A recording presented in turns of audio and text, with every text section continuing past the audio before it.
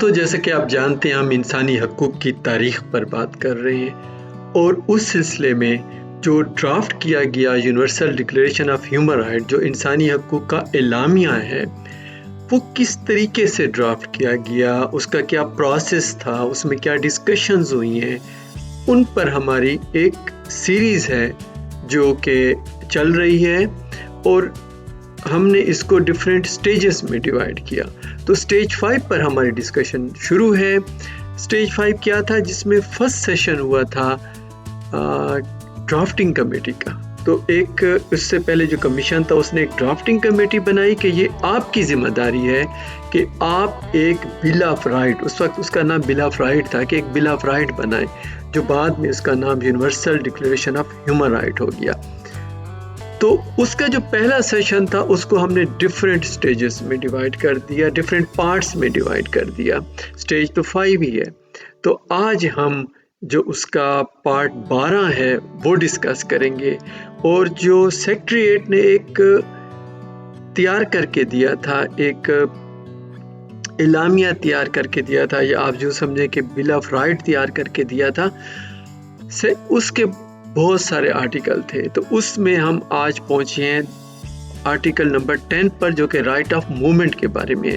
جو آرٹیکل 9 ہم نے ڈسکس کیا تھا وہ بھی رائٹ آف موومنٹ کے بارے میں تھا ود ان دی کنٹری، اور یہ جو ہے رائٹ آف موومنٹ ہے یہ آؤٹ سائڈ دی کنٹری ہے۔ پہلے اس کو دیکھ لیتے ہیں کہ آرٹیکل 10 جو ہے جو سیکریٹریٹ کی طرف سے آیا تھا وہ کیا کہہ رہا ہے۔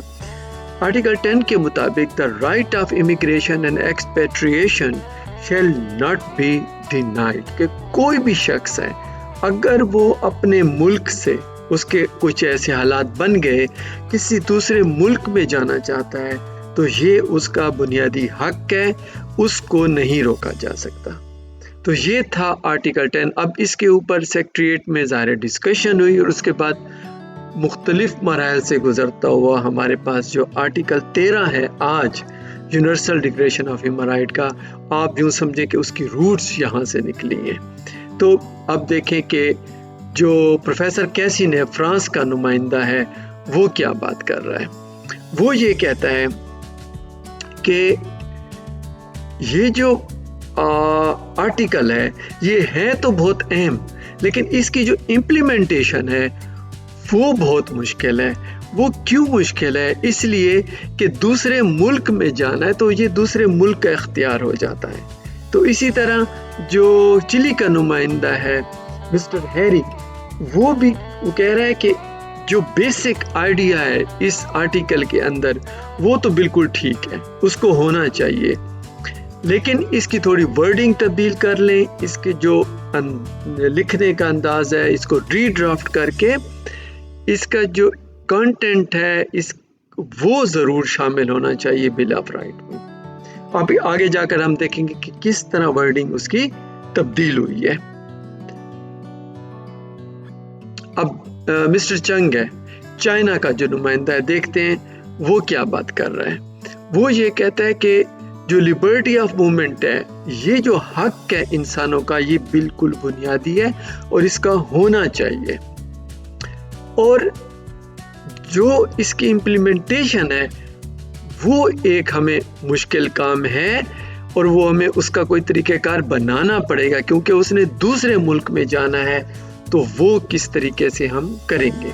اچھا، مسٹر ملک جو ہے لیبنان کا، تو وہ یہ کہہ رہے ہیں کہ جو یونائٹڈ کنگڈم کا جو انہوں نے اپنا ڈرافٹ دیا ہے اس کے اندر جو رائٹ آف موومنٹ والی بات ہے نا، وہ بہت کلیئرٹی کے ساتھ دی ہوئی ہے۔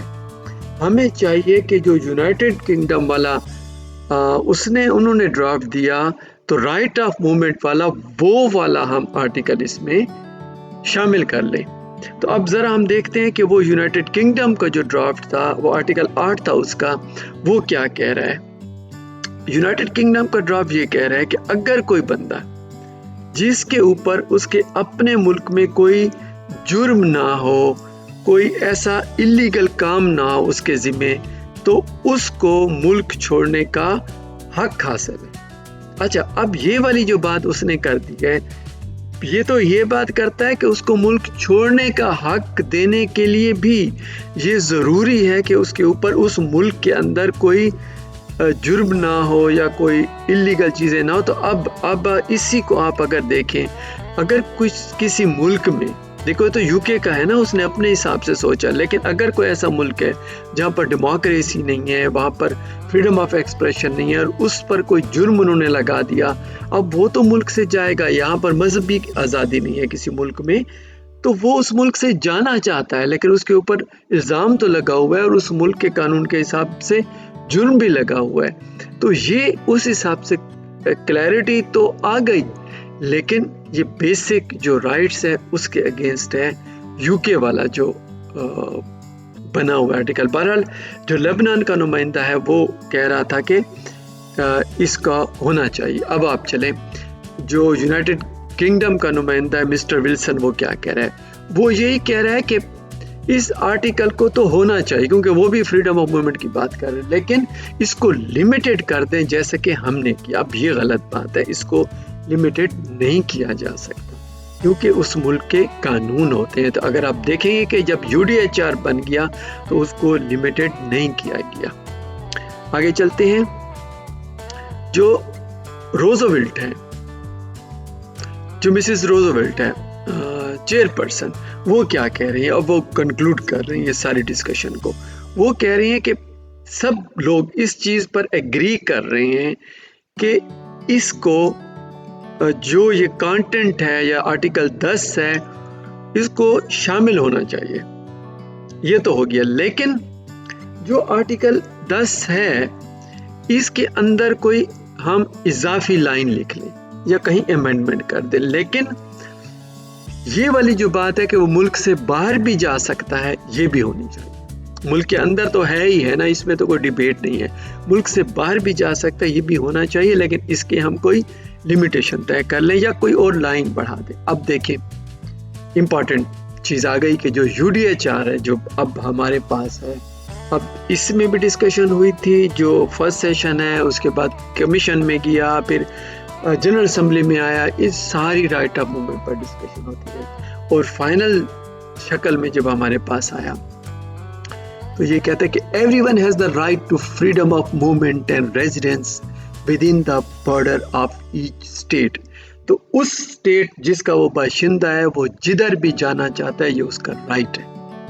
आगे देखें, everyone has the right to leave any country. अब ये वाली जो बात है, यूके वाली बात नहीं आई, क्योंकि यूके वाला जो ड्राफ्ट है या आर्टिकल था वो तो ये कह रहा था कि अगर उसके ऊपर जुर्म नहीं है तो वो जा सकता है। वो कहते हैं नहीं, everyone has the right to leave any country.